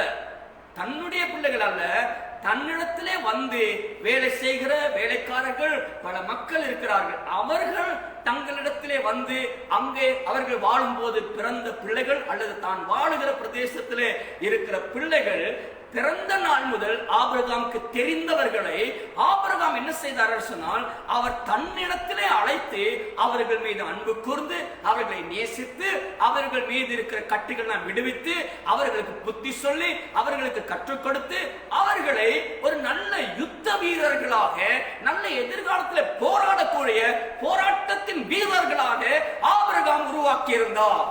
அதான் முக்கியமான காரியம். பாருங்க, அவன் வீட்டிலே பிறந்த கைப்படிந்தவர்களாகிய 318 ஆட்களும் ஆயுதம் தரிப்பித்து தன்னுடைய சூழலே பிறந்த அவர்களை கை தொட்டு வளர்த்த, தூக்கி ஆளாக்கி பார்த்த இந்த ஆபிரகாம் அவர்களை எல்லாம் வளர்த்த அந்த 318 பேர் அங்க இருக்கிறாங்க. எண்ணி பார்க்கும்போது அப்படி சப்போர்ட் பண்ணக்கூடிய, ஆபிரகாமுக்கு நெருக்கமா ஆபிரகாம் என்ன சொன்னாலும் அப்படியே செய்யக்கூடிய ஒரு நல்ல 318 பேரை ஆபிரகாம் நல்ல ட்ரெயின் பண்ணி உருவாக்கி கீழ்ப்படிய பண்ணி எதனாலும் செய்யக்கூடிய தைரியத்தை கொடுத்து வளர்த்திருந்தார். இன்னைக்கு நம்முடைய சபையில் இருக்கிற ஆவிக்குரிய பிள்ளைகள் இந்த நாட்களில் நிறைய பேர் சோர்ந்து போய் அசந்து போய் இருக்கிறார்கள். ஆனா கடந்த காலங்களிலே கர்த்தர் சபையை வைத்து நிறைய பேரை ஜெபிக்கிறதுக்கு பயிற்சி வைத்தார், ஜெபிங்கிற உற்சாகத்தை கொடுத்தார், ஜெபிக்க வேண்டும் என்கிற தைரியத்தை கொடுத்து, பல ஆலோசனைகளை கொடுத்து, நல்ல உபதேசங்களை கொடுத்து, வார்த்தையில கட்டி எழுப்பின கொஞ்சம் பேர் சிறு வயது முதல் பிறந்ததுல இருந்து இருக்கவங்க இருக்காங்க. ஆவிக்குரிய வாழ்க்கையில பிறந்து வளர்ந்தவங்க இருக்கிறாங்க. நாங்களே பார்த்து வளர்த்தவங்க இங்க இருக்கிறாங்க. நாம் எல்லாரும் என்ன செய்யணும் சொன்னா, உங்களை எல்லாம் ஏன் இவ்வளவு சத்தியத்தை போதித்து, வார்த்தைகளை போதித்து, ஆவிக்குரிய பக்கத்திலே அபிஷேகத்தை பெற்றுக்கொள்ள பல ட்ரைனிங் கொடுத்து, பல ஜெபங்களை வழிநடத்த கொடுத்து, பல ஊழியர்களை செய்ய கொடுத்து உங்களை எல்லாம் ஏன் ட்ரைனிங் பண்ணி வச்சது தெரியுமா? இந்த காலத்திலே தேவனோடு, தேவ சமூகத்திலே நாம் எல்லாரும் இணைந்து இந்த யுத்த களத்திலே போராடி எதிராளியின் சேனைகளை சூறையாடு கொண்டு போகப்பட்ட சகலவற்றை மீட்டுக் கொள்ளும்படி நாம் செயல்பட வேண்டும். இந்த காலத்துல நாங்க சோர்ந்து போயிட்டு ஓடக்கூடாது. இப்பதான் ஜெபிக்க வேண்டிய காலம். முன்னெல்லாம் பாஞ்சு ஜெபிப்போம், பாஞ்சு ஜெபத்துக்கு போவோம், பாஞ்சு ஓடுவோம், எல்லாம் போடுவோம். ஆனா இப்ப நல்லா சாப்பிட்டு தூங்குறாளா இருக்க கூடாது. இப்பதான் யுத்தம். இதுதான் யுத்த களம். இப்ப நாங்க விரட்டி போயிட்டு யுத்தம் பண்ணணும். முன்ன நாங்க விரட்டி போயிட்டு யுத்தம் பண்ணல, ஒரு இடத்துல இருந்து யுத்தம் பண்ணோம். இப்ப என்ன தெரியுமா? இப்ப கர்த்தருடைய ஆவியை பெற்றுக்கொண்டு தேசத்திலே சுற்றி திரிகிற பொல்லாத ஆவிகளையும் பொல்லாத சேனைகளையும் துரைத்தனங்கள், அதிகாரங்கள், பாவைச்சைகளை விழுந்து கொண்டு நாசமாகி அழிந்து கொண்டிருக்கிற இந்த ஆத்துமாக்களுக்கு விரோதமாய் போராடி கொண்டிருக்கிற ஆவிகளை துரத்தி அவைகளை மேற்கொண்டு ஆத்துமாக்களை ஆதாயப்படுத்தவும் அவர்களை மீட்டுக் கொள்ள செயல்பட வேண்டிய காலம் இது. புரிந்து கொள்ளுங்க. அதுக்கு தான் ட்ரைனிங். அதுக்காக தான் வளர்த்து வச்சிருந்தார். 318 பேர் ஆளை கூப்பிட்டாங்க. 318 பேரை ஆபிரகாம் கூப்பிட்டு ஆயுதம் தரிப்பித்தார். ஆமென். இப்ப என்ன செய்யணும்? ஆயுதம் தரித்திருக்கிறவங்களா இருக்கணும். கர்த்தருடைய வார்த்தை இருபுறமும் கருக்குள்ள பட்டயம், பரிசுத்த ஆவியின் வல்லமையினாலே நாங்கள் அபிஷேகம் பெற்று இருக்க வேண்டும். ஆயுதம் சொன்னா உலகத்தில் உள்ள ஆயுதங்களை பற்றி பேசல, ஆவிக்குரிய ஆயுதங்களை பற்றி நான் பேசுகிறேன். அது எபேசியர் 6வது அதிகாரத்தில் இருக்கிறது. அவைகள் எல்லாம் பிசாசின் தந்திரங்களை நிர்மூலமாக்கும், அரண்களை நிர்மூலமாக்கும் ஆயுதங்கள். அவைகளை தரித்தவர்களாய் தான் யுத்தத்துக்கு போக வேண்டும். அதான் நாங்க பார்க்கிறோம். கோலியாத் வந்து கெர்ச்சிக்கும் போது உலக ரீதியாக ஆயுதம் தரித்து ராஜா முதல் சேனை தலைவர்கள் பல யுத்த வீரர்கள் பயந்து ஒளிந்தார்கள். ஆபிரகாம் அந்த கோலியாத்தின் சத்தத்துக்கு ஒளியும் போது அங்கே ஒருவர் முன்னதாக வரவில்லை, கலங்கி போனார்கள். ஆனால் ஆயுதம் தரிப்பிக்காத ஒரு வாலிபன் அங்கே வந்தான். அவன் அபிஷேகம் பெற்றவன், தேவனால் நடத்தப்பட்டவன், தேவனை நேசிக்கிறவன், தேவனுக்காக தன் உயிரையும் பணைய வைக்கக்கூடியவன். அவனுக்கு நல்ல ட்ரைனிங் ஆண்டவர் கொடுத்திருந்தார். எப்படின்னா, அவன் மேய்க்கிற ஆடுகளை அங்கே சிங்கம் பிடித்துக் கொண்டு போகும்போது அவன் சிங்கத்தை தொடர்ந்து போய் அந்த சிங்கத்தோடு போராடி சிங்கத்தின் வாயில் இருந்து அந்த ஆட்டை காப்பாற்றி அந்த சிங்கத்தை கொண்டு போடுகிற அளவுக்கு நல்ல ட்ரைனிங் கொடுத்து வச்சிருந்தார் ஆண்டவர். அல்லேலூயா. இது ரகசியமான ட்ரைனிங். இப்ப வெளியரங்கமான யுத்தம் நடந்து கொண்டு இருக்கிறது. இப்ப இதுக்கு கொண்டாந்துட்டார் ஆண்டவர். யாருக்குமே தெரியாது சிங்கத்தை கொன்னது, ஆட்டை காப்பாத்துனது தெரியாது, கரடியை கொன்னது தெரியாது, கரடி கிட்ட இந்த ஆடுகளை காப்பாத்துன யாருக்குமே தெரியாது. ஆனா தாவீதுக்கு தெரியும், என்னோடு இருந்த தேவன் சிங்கத்தை தப்புவித்தார், சிங்கத்திலிருந்து தப்புவித்தார், அங்கே கரடியின் கையிலிருந்து தப்புவித்தார், இவன் கையிலிருந்து என்னை தப்புவிக்க என் தேவன் வல்லமுள்ளவர் என்கிற தைரியம், வைராக்கியம், அபிஷேகம், தேவனோடு கூட இந்த பிரசன்னம், அந்த உணர்வான உற்சாகப்படுத்தியது. வந்து சொல்கிறான், விருத்த சேதனம் இல்லாத இவன் ஜீவனுள்ள தேவனை நிந்திப்பது எப்படி என்று சொல்லி வைராக்கியமாய் பேசுகிறான். அப்ப அவனை கூப்பிட்டு சொல்றாங்க, ராஜா கூப்பிட்டு சொல்றாரு, பரவாயில்ல, இவ்வளவு வைராக்கியம் உனக்கு முடியுமா? முடியும். அவன் சின்ன வயசுல யுத்த வீரன், நீ ஒண்ணுமே பயிற்சி இல்லையே, பரவாயில்ல, எனக்கு அதெல்லாம் தேவையில்லை, என் தேவன் என்னை தப்புவிப்பா. ஆமென். அப்ப யுத்த ஆயுதங்கள்லாம் கொடுத்து பார்க்கிறார். உலக ஆயுதம் தரிச்சு பார்க்கும்போது அவன் நடந்து பார்க்கிறான், இதெல்லாம் எனக்கு சரி வராது, இதெல்லாம் வச்சு எனக்கு ஜெயிக்க முடியாது, என் கர்த்தர் என்னோடு இருக்கிறார், அது போதும். போனான். கோலியாத் சொல்றான், நீ நிந்திக்கிற இஸ்ரவேலின் தேவனாகிய கர்த்தருடைய நாமத்தினாலே வந்திருக்கிறேன். அவ்வளவுதான் சொன்னான். தேவன் ஜெயப்படுத்தார். அது மாதிரி நம்ம உலகத்துக்கு ஆயுதத்தை இப்பெல்லாம் பயன்படுத்த முடியாது, எங்களுக்கு அவசியம் கிடையாது. எங்களுக்கு மாமிசத்தோடு ரத்தத்தோடு போராட்டம் அல்ல, அந்தகார லோகாதிபதிகளின் சேனைகளோடு எங்களுக்கு போராட்டம் உண்டு. அப்படியானால் முழங்கால் ஜெபமும் பரிசுத்தத்தை காத்துக்கொண்டு ஆவினை நிறைந்து வைராக்கியமாய் கர்த்தருக்காக செயல்பட வேண்டிய காலம். ஆகவே நம்முடையவர்கள் அடிமைப்பட்டு போயிருக்கிறார்கள், சிறைப்பட்டு போயிருக்கிறார்கள், இந்த வெள்ளத்திலே பாதிக்கப்பட்டு உடைமைகளை இழந்து, பொருளாதாரத்தை இழந்து, நோய் தாக்கத்தில் அகப்பட்டு பலர் வாழ்வா சாவா என்று போராடி கொண்டு வாழ்வது எப்படின்னு தெரியாமல் தடுமாறி கொண்டிருக்கிற என் அன்பு பிள்ளைகளுக்காக நாம் ஜெபிக்க வேண்டும். ஆண்டவரே, என் ஜனத்தை தப்புவியும், என் ஜனத்தை காப்பாற்றும், நாங்கள் என்ன செய்வது என்று கேட்டு நாங்கள் இடைவிடாமல் ஜெபிக்க ஜெபிக்க தேவன் தேசத்திலே மாற்றத்தை கொண்டு வருவார். இப்ப சிறைப்பட்டுட்டாங்க, ஒண்ணும் பண்ண முடியாது. இப்ப சிறையிருப்பு தான் தேசம் இருக்குது. இப்ப நாங்க யுத்தம் பண்ணிதான் ஆகணும். யுத்தம் பண்ணாட்டி எல்லாம் அடிமை போயிடும். இப்ப நாங்க யுத்தம் பண்ணினா தேவன் அற்புதம் செய்வார். அப்ப ஆபிரகாம் அதை அறிஞ்ச பொழுது ஆபிரகாம் தன்னோடு இருந்தவர்களுக்கு ஆயுதம் தரிப்பித்து தான் என்னும் ஊர் மட்டும் அவர்களை பின்தொடர்ந்து போகிறான். பின்தொடர்ந்து போகும்போது அங்கே இரவிலே அங்க எல்லாரும் அமர்ந்திருக்கிறாங்க, எல்லாம் இருக்கிறாங்க. தன்னுடைய லோத்து இருக்கிறாரு, லோத்தின் மனைவி இருக்கிறாரு, தன்னுடைய அவர் பிள்ளைகள் இருக்காங்க, அந்த சோதனைக்கான மக்கள் இருக்கிறாங்க, எல்லாரும் அங்க உட்கார்ந்து இருக்காங்க. அந்த நேரத்தில் மறைவாயிருந்து தேவ திட்டத்தின்படி அவர்கள் மீது பாய்ந்து அவர்களை துரத்த ஆரம்பிக்கிறார்கள். எதிராளிகள் ஓடுகிறார்கள், இவர்கள் துரத்தி துரத்தி அவர்களை நிர்மூலமாக்கி கொண்டு ஓடுகிறார்கள். ஆனால் அந்த அடிமைத்தனமாய் பிடிக்கப்பட்ட அந்த ஜனங்களும் இவர்கள் ஆபிரகாம் வந்திருக்க, எங்க காப்பாற்ற வந்திருக்க அறிந்து அவர்கள் தைரியமாய் நின்றார்கள். என் அன்பு தேவனுடைய பிள்ளையே, இன்னைக்கு தைரியத்தை இழந்து ஏதோ ஒரு சிறையிருப்புக்குள் இருக்கிறாயா? கர்த்தர் உனக்காக யுத்தம் பண்ண சேனை அனுப்புவா. உன் சிறையிருப்பு மாறும். உன்னை திருப்பி கொண்டு வந்து உன்னுடைய சுய வீட்டிலே, சுய தேசத்திலே நிலைநிறுத்தி உன் குடும்பத்தை, உன் வாழ்வை கட்டுவா. உன் இழப்புகளை திரும்ப சீர்படுத்துவா. உன்னை பலப்படுத்தி நிலைநிறுத்துவார் ஆண்டவர். ஹalleluya. வசனம் சொல்லுகிறது, 16 வசனம் சொல்லுகிறது, சகல பொருளையும் திருப்பி கொண்டு வந்தான், தன் சகோதரனாகிய லோத்துவையும் அவனுடைய பொருளையும் ஸ்திரீகளையும் ஜனங்களையும் திருப்பி கொண்டு வந்தான். எல்லாத்தையும் சிறைப்பட்டு போன எல்லாத்தையும் திருப்பி கொண்டு வந்தான். இன்னைக்கு சபையில் இருக்கிற மக்கள் சிறைப்பட்டு போயிருக்கிறீர்களா? நாங்கள் ஜெபிக்கிறோம், கர்த்தர் உங்கள் சிறையிருப்பை மாற்றி, உங்கள் போராட்டங்களை மாற்றி திரும்ப சபையிலே காண பண்ணுவார். சத்துரு உங்களை சூறையாடவும் அடிமைத்தனத்திலே வைத்து உங்கள் விசுவாசத்தை விட்டு வழிவிலகி போக பண்ணாமல், ரட்சிப்பை இழந்து போக பண்ணாமல், கர்த்தர் உங்களுக்கு ஒரு குறைவில்லாமல் போஷிக்கவும் நாங்கள் ஜெபித்துக் கொண்டிருக்கிறோம். எங்களுக்கு முடிந்ததை செய்கிறோம். மிகுதியை தேவன் பார்த்துக் உங்களை குறைவில்லாமல் நடத்துகிறார் என்று சொன்னால் உங்களுடைய ஜெபங்கள் இன்னைக்கு சோர்ந்து போயிருக்கலாம். பலர் இப்ப இவ்வளவு பிரச்சனை நடந்துருச்சு, அதனால நிறைய பேர் ஜெபத்துல சோர்ந்து போயிட்டாங்க, பலவீனப்பட்டு போயிட்டாங்க. இனி எல்லாம் அவனத்தான் உள்ள முடிச்சு. ஜெபிச்சு என்ன பிரயோஜனம்? தொழில் போயிருச்சு, வியாபாரம் போயிருச்சு, இனி வாழ்வை எப்படி கட்டுவது? வீடு இப்படி நலன் போயிருச்சு, இருந்த உடம்பெல்லாம் போயிருச்சு, என்ன செய்வது? யார் உதவி செய்ய முடியும்?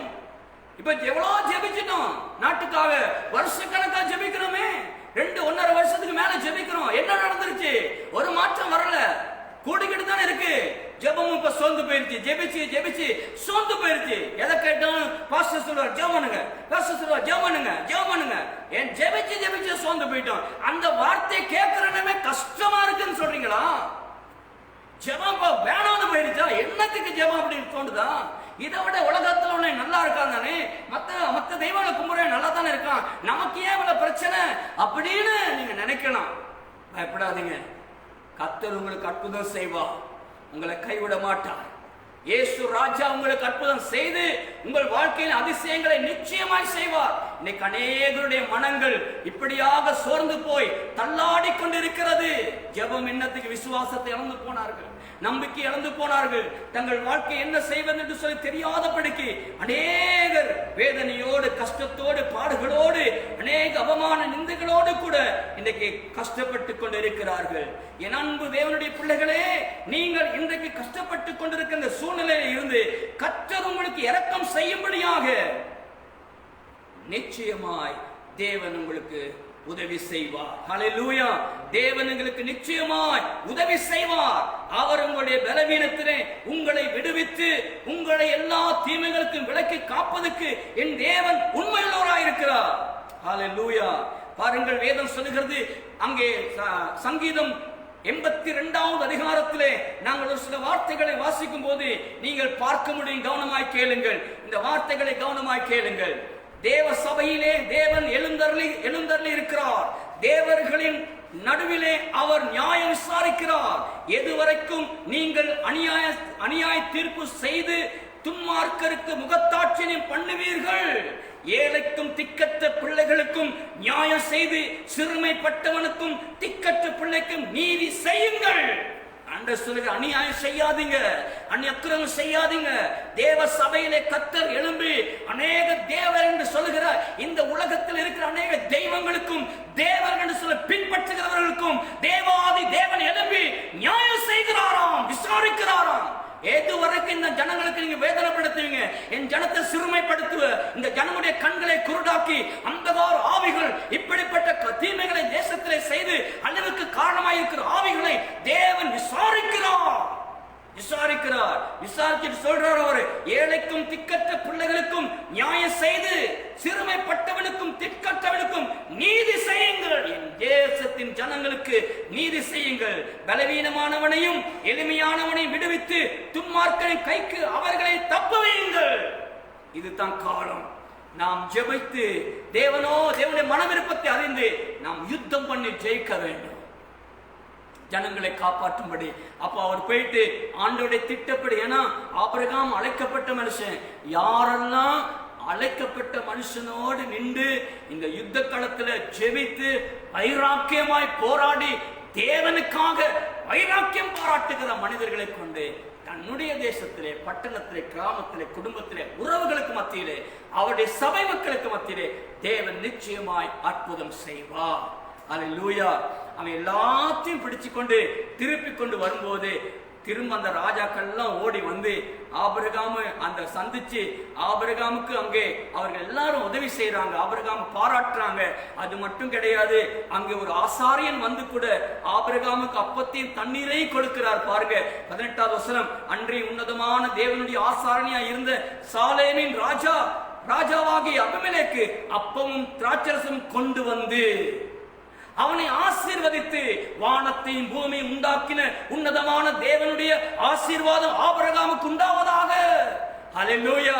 நம்முடைய பிரதான ஆசாரியராகிய இயேசு கிறிஸ்து மகாராஜா இருக்கிறார் பரலோகத்திலே. எண்ணுக்கடங்கா பெருமூச்சுகளோடு ஜெபித்துக் கொண்டு இருக்கிற வேண்டுதல் செய்கிறார். நாம் பண்ணுகிற யுத்தத்திலே ஜெயிக்கிறதுக்கு ஞானத்தையும் பலத்தை கொடுக்கிறார். இந்த காலத்திலே யுத்தம் பண்ணி ஜெயிக்கிறவர்களே, அந்த யுத்தம் முடியும் போது அந்த சாலேமின் ராஜாவாகிய இயேசு ராஜா இறங்கி வந்து ஆபிரகாமை ஆசீர்வதித்ததை போல நம்மையும் தேசத்திலே ஆசீர்வதித்து கர்த்தர் எங்களை கொண்டு பெரிய காரியம் செய்வார். ஹல்லேலூயா. இந்த தேசத்தில் எழுப்புதலுக்கு உன்னையும் என்னையும் ஆசீர்வதிப்பார். ஆகவே நாம் யுத்தம் பண்ணுவோம், விடாமல் தொடர்ந்து ஜெபிப்போம். சோர்ந்து போகாதிருங்கள். உங்கள் முழங்கால் யுத்தத்தை மறைத்துக் கொள்ளாதிருங்கள். உங்கள் தியாகத்தை மறைக்காதிருங்கள். இரவும் பகலும் ஜெபியுங்கள். சோறு வரும் இந்த நாட்கள். ஏன்னா இப்ப வருஷக்கணக்கா ஜெபிச்சுட்டு இல்லையா, வருஷக்கணக்கு ஜெபிச்சு ஒரு மாற்றம் நடக்க மாட்டேங்குது. நாளுக்கு நாள் கூடிக்கிட்டு தானே போகிறது. பத்தாட்டி இன்னொரு காற்று, இப்ப இயற்கை வெள்ளம் வந்துருச்சு, டெங்கு நோய் வருகிறது, இன்னும் பல பிரச்சனை வந்து மனுஷன் அழிஞ்சுக்கிட்டு தானே இருக்கிறான். பாருங்க எவ்வளவு அழிவு. இப்ப செய்யற பாவத்துக்கு செஞ்ச பாவத்துக்கு அழிவு தானே அனுபவிச்சுட்டு இருக்கோம். இப்பதான் சினிமா தியேட்டர் மூடிட்டான், அங்க வந்துட்டு மதுப்பான சாலைகள் மூடிட்டான், விபச்சார விடுதிகள் மூடப்பட்டு விட்டது, அங்கே அநாகரிகமாய் நடக்கிற எல்லா இடங்களும் மூடப்பட்டது, உல்லாச காரியங்கள்லாம் மூடப்பட்டு விட்டது. தேசம் இப்ப பாவசி அங்கலாய்க்கிறது தெரியுமா? அதுல இருந்தும் இவன் வீட்டுல உட்கார்ந்து இதை உணராம வீட்டுல உட்கார்ந்து படம் பார்த்து போன்ல படம் பார்த்து இன்னைக்கு ரட்சிக்கப்பட்டவனும் உணர்வில்லாதவனா ஜெபிக்காம தைரிய தேசத்துக்காக போராடாம ஆத்துமாக்களுக்காக திறப்புல நிக்காம அவன் சாப்பிட்டு கொழுத்து போயிட்டு அவன் அவன் வந்துட்டு என்ன செய்யறான் சொன்னா அவன் படத்தை பார்த்து உல்லாசமா வாழ்றான். அநேகம் பேர் இருக்காங்க. இப்ப பெரிய பிரச்சனை, சரியான ஒரு கேவலமான ஒரு காரியம் என்ன தெரியுமா? இப்ப இருக்கிற விசுவாசிகள் கூட இப்ப வந்துட்டு என்ன செய்யறாங்கன்னா, பபா கிடைக்கிற தன்னுடைய மனைவியை வந்துட்டு அந்த வயிற்று மட்டும் பிடிச்சி அந்த அந்த தாயை மட்டும் பிடிச்சி இப்ப போஸ்ட் போடுறான். இப்ப ஏன்னா பபா கிடைக்க இருக்காங்களா அவங்க. எனக்கு அருமையான தேவனுடைய பிள்ளையே, நீ அதை இன்னும் போடணும் இந்த காலத்துல. அதெல்லாம் நீ உன்னுடைய ரகசியம், உன்னுடைய குடும்ப வாழ்க்கைக்குள்ளது. இந்த காலத்திலே ஜனங்கள் பலப்படும்படி சத்திய வசனங்களை போட்டு சத்தியத்தை பேசி தேவ திட்டங்களை வெளிப்படுத்த வேண்டிய தேவ மனுஷன் நீ என்ன செய்து கொண்டிருக்கிறாய்? தேசம் அணிந்து கொண்டிருக்கும் போது உன்னுடைய உல்லாசமான வாழ்க்கையை அனுபவித்துக் கொண்டிருக்கிற உன்னுடைய அராஜகங்களை போட்டு கர்த்தருடைய நாமத்தினால் இந்த தேசம் கோபத்துக்குள்ளாக இருக்கும் போது ஜனங்களை மனம் திரும்ப பண்ணாமல் ஏதோ உன்னை போட்டுக் கொண்டிருக்கிறார். உனக்கு போஸ்ட் கொடுக்கும்படியாக உன்னுடைய போஸ்டரை போடும்படியாக தேவன் இந்த நாட்களை வைக்கவில்லை. ஜெபித்து கர்த்தருடைய வல்லமையினாலே தேசத்தை மீட்டுக் கொள்கிற வைராக்கிய ஜெப வீரர்களை அங்கங்கே எழுப்பிவிட நாட்களாக இருக்கிறது. போஸ்ட் கொடுக்கிறாங்க, இப்பதான் போஸ்ட் கொடுக்கிறாங்க. அவர் பல எக்ஸல் இருந்து நடிகர்கள் ஆயிட்டாங்க. இப்ப நிறைய பேர் இப்ப நீ இந்த காலத்திலே இப்படி நடிக்கிறதா இருந்தா நல்லா இருந்த காலத்தில் எப்படி நடிச்சிருப்ப? இந்த மாதிரி ஆள்னால்தான் தேசமும் சபைகளும் அழிய காரணம். இன்னும் மனம் திரும்பாமல் இருக்கிறையே, உனக்கு ஆவிக்குரிய அறிவில்லையா? வைராக்கியம் இல்லையா? தேசம் அழிகிறது, ஜனம் அழிகிறது. வைராக்கியமாய் போராட வேண்டிய மனுஷனே போஸ்ட் கொடுக்கிறார். போஸ்ட் இந்த லாக்டவுன் காலத்தை இந்த அட்டுழியம் பண்ணினானே, நல்லா இருக்கிற காலத்தை எத்தனை பேருக்கு போஸ்ட் கொடுத்திருப்ப? ஜாக்கிரதையாயிரு. தேவ மனுஷன், தேவனுடைய பிள்ளை, தேவனுடைய பிள்ளையாயிரு. ஜெபிக்க முடியல, முழங்கால் போட்டு ஜெபிக்க வழி இல்ல, திறப்புல நிக்க முடியல. கர்த்தர் ஆபிரகாம் பெரிய யுத்தத்தை பண்ணிட்டு வர்றாரு. சாலேமின் ராஜா அப்பத்தையும் திராட்சரசத்தையும் கொண்டு வந்து கொடுக்கிறாரு. நல்ல யுத்தம் பண்ணி ஜெயிக்கிற மனுஷனுக்கு தான் அப்பமும் தண்ணீரும் கிடைக்கும். உன்னையும் குறவில்லாம போஷிப்பா, உன்னோட இருக்க ஜனங்களையும் போஷிப்பா. சாலேமின் ராஜா உன்னதமான தேவன் உனக்கு அப்பத்தையும் தண்ணீரையும் கொண்டு வந்து தருவார். அவரால் நீ போஷிக்கப்படுவாய். அவரும் தேவைகளை சந்திக்க சரியான நேரத்தில் அவரை கிரிகை செய்வார்.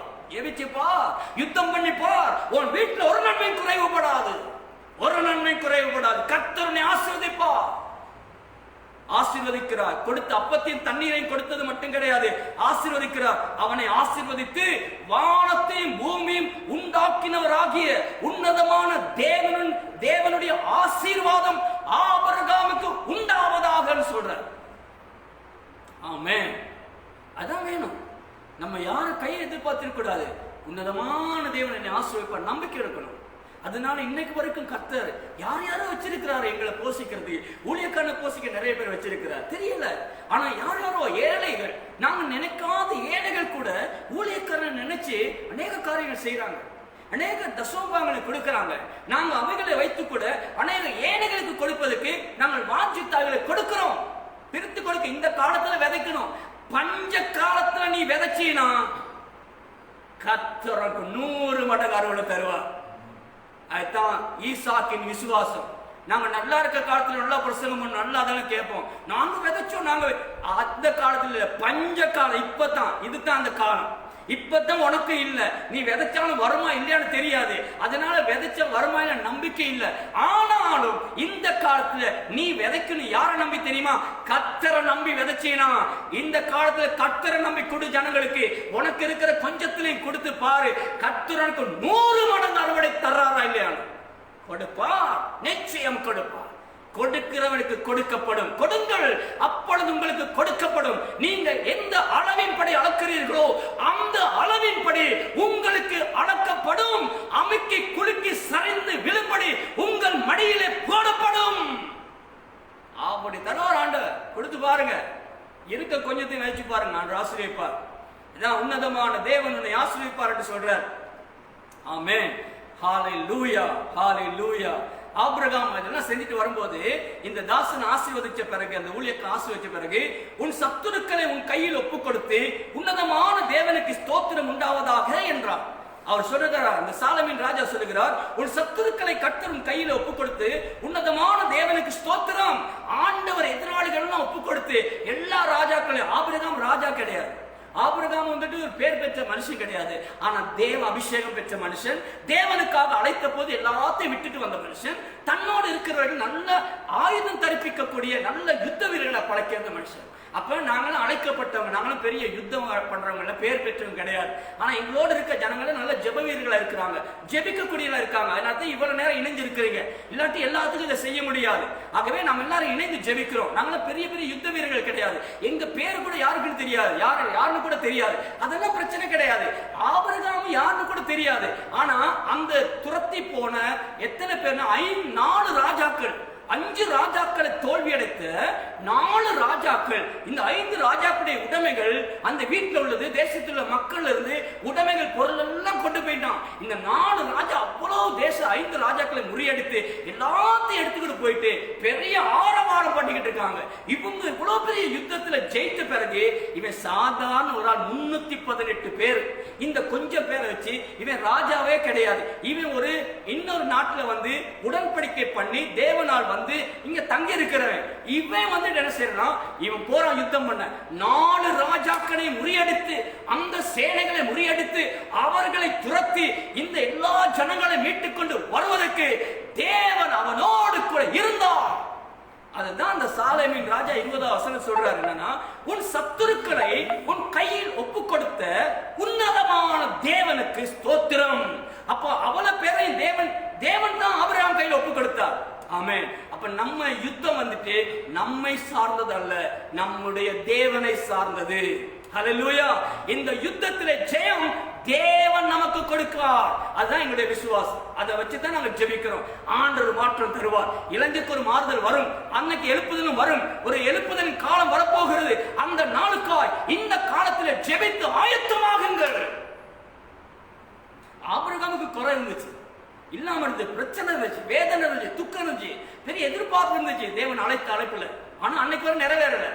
ஆனா அழைப்பு இதுவரைக்கும் நிறைவேறலனா, இதுவரைக்கும் பெருசா எதையும் சாதிக்கலனா, இந்த யுத்தம் முடிஞ்ச பிறகு இனி அழைப்பின் வெளித்தோற்றம், தேவன் வெளியரங்கமாய் செயல்படும் காலம் வருகிறது. தேவ பிள்ளையே பயப்படாது, கர்த்தர் ஆசீர்வதிப்பார். அப்பொழுது அந்த ராஜா சொல்லுகிறான், அந்த ராஜா அவர் சொல்கிறார்கள், ஜனங்கள் எல்லாம் நீர் எனக்கு தந்துரும், சரியா? ஆனா உடைமைகள் எல்லாம் நீர் எடுத்துக்கொள்ளும் அப்படிங்கிறார். ஆனா ஆபிரகாமை ஆசீர்வதித்த பிறகு சாலமோன் ராஜாவுக்கு அந்த 20ஆம் வசனத்துல 2வது பகுதியில இவனுக்கு ஆபிரகாம் எல்லாவற்றிலும் தசமபாகம் கொடுத்தான். ஆபிரகாம் வந்துட்டு அவன் சம்பாதிச்சதுல அவனுக்கு உண்டான எல்லாவற்றிலையும் அந்த சாலமோன் ராஜாவுக்கு தசமபாகம் கொடுத்தான். அப்ப தசமபாகங்கிற நியாயப்பிரமாணமே வரல. நியாயப்பிரமாணம் வர முதலே ஆபிரகாம் இருக்கிறாரு. அந்த காலத்திலே தசமமாக கொடுக்க வேண்டுங்கிற தேவனுடைய திட்டம் இருந்துச்சு.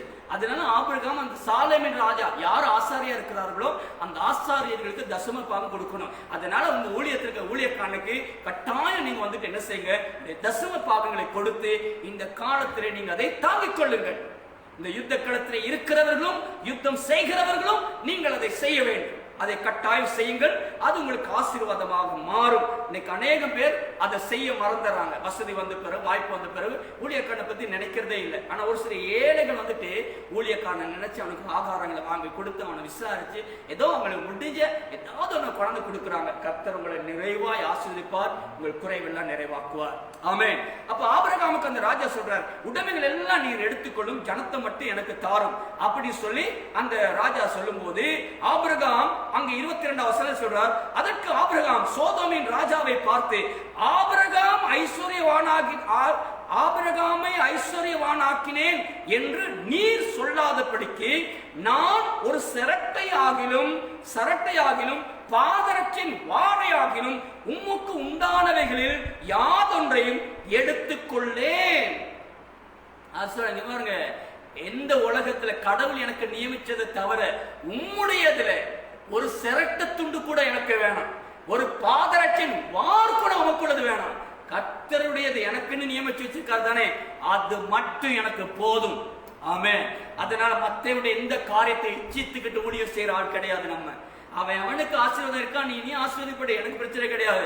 ஆனா உன் வீட்டையோ வாகனத்தையோ சொத்தையோ உன்னுடைய ஒன்றை குறித்து எங்களுக்கு ஆசை இச்சைகள் இல்லை. என் நம்பிக்கை எல்லாம் ஆபிரகாம் அடுத்து சொல்றார் பாருங்க, அடுத்த வசனத்துல, வானத்தையும் பூமியும் உண்டாக்கின உன்னதமான தேவனாகிய கர்த்தருக்கு முன்பாக என் கைகளை உயர்த்துகிறேன். நீ என்ன ஆசீர்வதிச்சு சொல்லாத, வானத்தையும் பூமி உண்டாக்கின என் கர்த்தருக்கு நேரா தான் என் தேவைகளுக்காக கைகளை உயர்த்தி நிற்கிறேன். ஆமென். அவர் என்னை ஆசீர்வதிப்பார், என்னை நடத்துவார். என் தேவன் உன்னதமானவர். அல்லேலூயா. என் அன்பு தேவனுடைய பிள்ளை, ஒன்றை மட்டும் புரிஞ்சுக்கிறேங்க, கர்த்தரை சார்ந்துடுங்க. உங்க தேவைகளுக்காக கரங்களை தேவனுக்கு நேரம் உயர்த்துங்க, அவர் உங்களை போஷிப்பார்.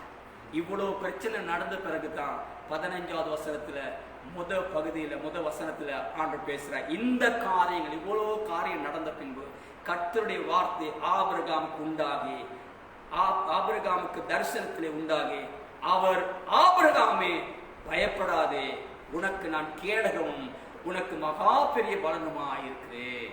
ஆமென். ஒரு பெரிய யுத்தம் முடிஞ்ச பிறகு நம்முடைய தேவன் நம்மோட இருந்து ஆபிரகாமுக்கு பிள்ளை இல்லை அந்த குறையை நீக்கிறாரு. அதே போல பெரிய பலமும் துருகமமாக கர்த்தர் இருப்பேன்னு சொல்றாரு. இந்த யுத்தம் முடிஞ்சவன கர்த்தர் நம்மோடு இருந்து இன்னும் தேசத்துல பெரிய காரியம் செய்ய, பட்டணங்கள் அசைவு உண்டாக்க ஆண்டவர் மாற்றம் கொண்டு வர போகிறார். இந்த 318 பேர் இணைஞ்சது இருந்தது மாதிரி நீங்க எல்லாரும் ஜெபத்துல சபையோட இணைஞ்சிருங்க, ஊழியத்தில் இணைஞ்சிருங்க, ஊக்கமா ஜெபிங்க, தேசத்துக்காக ஜெபிப்போம். நமக்கு முடிஞ்ச உதவிகளை யுத்தம் பண்ற நேரத்துல அந்த ஜனங்களை காப்பாற்றக்கூடிய உதவிகள் கர்த்தர் எங்களுக்கு என்னெல்லாம் பலம் கொடுத்திருக்கிறாரோ, எங்களுக்கு கொடுத்த ஆயுதம் என்ன, அதை நாங்க பயன்படுத்துவோம். நாங்கள் ஜெபிப்போம், உதவி செய்வோம், ஜனங்களை கர்த்தருக்குள் நடத்துவோம், மீட்டுக் கொண்டு வருவோம். தேசத்தின் அடிமைத்தனத்தில் வைத்திருக்கிற ராஜரீகம் பண்ணுகிற பாவத்தின் ராஜாக்கள், பாவத்தின் ஆளுகைகள், பாவத்தின் ஆதிக்கங்களை முறியடிக்க வேண்டும். நாம் யுத்தம் பண்ணுவோம். எங்களோடு சேர்ந்து கொள்ளுங்கள். உங்க குடும்பத்தை கர்த்தர் திருப்பிட்டு வருவார். வெளிநாட்டில் போயிட்டு வராம, மனம் திரும்பாம, பாவத்திலே வாழ்ந்து அந்த நாட்டில் பல தொடர்புகள் ஏற்பட்டு உங்களோட தொடர்பு இல்லாம, பணம் அனுப்பாம, பேசாம அப்படி இருக்கிறவங்களுக்காக இந்த மாசம் முடிய முதல்ல கர்த்தர் அவங்களை சந்திப்பார். திரும்ப அவங்க பழைய நிலைமைக்கு வரணும். அவங்க பழைய நிலைமைக்கு வராட்டி கர்த்தர் வர வைப்பார். ஒன்னு அவங்க மனம் திரும்பி வரணும். அப்படி இல்லைன்னா வர வைப்பார் ஆண்டவர். அங்கிருந்து தூக்கி வீசிடுவார். நினைக்காம வந்து இங்க விழுந்துருவாங்க. பயங்கரமான காரியம் செய்வார் ஆண்டவர். நீங்க ஜெபிங்க, யுத்த களத்துல நில்லுங்க. ஆண்டவர் உங்களுக்காக யுத்தம் பண்ணுவார். சகலத்தை திருப்பி கொண்டு வருவார். உன்னுடையது ஒன்று கூட உன்னை விட்டு போகாது, சகலமும் திரும்பும். ஆமென். உங்க ஆசீர்வாதம் வரும். உன் குடும்பம் சேரும். கணவன் வருவான், மனைவி வருவார், பிள்ளைகள் வருவார்கள். உங்கள் ஆசீர்வாதம் வரும். வியாபாரம், தொழில்கள் திரும்ப கர்த்தர் உங்களுக்கு அற்புதமாய் வாசலை திறப்பா. பயப்படாதீங்க. துக்க சந்தோஷமாய் மாறும். அதே போல இன்றைக்கு இருக்க குறைவை நிவர்த்தி செய்ய தேவன் உங்களுக்கு தேவைகளை கட்டாயம் அனுப்புவார். யார் மூலியமாவது அனுப்புவார்.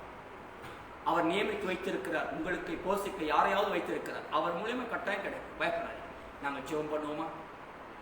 மகா பரிசுத்தம் உள்ள தேவனே, இந்த வார்த்தையின்படி ஆண்டவரே, ஆபிரகாமுக்கு நீர் தரிசனமாகி உடைய வார்த்தையை வெளிப்படுத்தின போது நீ பயப்படாதே, உனக்கு கேடகமும் மகா பெரிய பலவுமாய் இருக்குன்னு சொன்னீரே. அப்படியாக என் ஜனங்கள் மீது இருக்கிற பயங்கள், கலக்கங்கள், வேதனைகள் மாறும்படி தேவனே உம்முடைய தைரியத்தின் ஆவி, உற்சாகமான ஆவினால் தாங்க பண்ணுவீராக. தேவன் நமக்கு பயமுள்ள ஆவியை கொடாமல் அன்பும் பலமும் தெளிந்த புத்தியுள்ள ஆவியை கொடுத்திருக்கிறீர். அந்த அபிஷேகத்தினால் பிள்ளைகளை நிரப்பி ஆளுகை செய்வீராக ஆண்டவரே, ஆளுகை செய்வீராக. அவர்களுக்கு விரோதமாய் வருகிற சகல விதமான காரியத்தை மேற்கொள்ளக்கூடிய கேடகமாக என் தேவன் அவர்கள் முன்பதாக எப்பொழுதும் இருப்பீர் ஆண்டவரே. நீர் இருந்து அவர்கள் எல்லாவற்றையும் மேற்கொள்கிற பலனை கொடுப்பீராக. ஆசீர்வதியும் உற்சாகமான ஆவினால் தாங்க பண்ணும்படி ஊழியத்தை ஒப்புக் கொடுக்கிறேன், ஜனங்களை ஒப்புக் கொடுக்கிறேன். ஜெபத்தில் இணைந்திருக்க அத்தனை பேருடைய சிறையிருப்புகள் மாற கர்த்தர் ஆசீர்வதிப்பீராக. எல்லா காரியத்தையும் கருத்தில் ஒப்புக் கொடுத்து என் ரட்சகர் மீட்புறமாய் இருக்கிற இயேசு கிறிஸ்துவின் நாமத்தில் ஜெபிக்கிறோம் நல்ல பிதாவே, ஆமென். என் ஆத்துமாவே கர்த்தரை சோஸ்தரி, என் முழுவதுமே ஒரு பரிசுத்த நாமத்தை சோஸ்தரி. என் ஆத்துமாவே கர்த்தரை சோஸ்தரி, அவர் செய்த சகல உபகாரங்களையும் கூறவார். ஆமென். கர்த்தர் உங்களை ஆசீர்வதிப்பார். நாங்கள் கூடி ஆராதனை செய்து ஜெபிப்போம். யுத்தம் முடியும் வரைக்கும், ஜெயம் கிடைக்கும் வரைக்கும் போராடுவோம். தேவன் பெரிய காரியம் செய்வார். ஆமென்.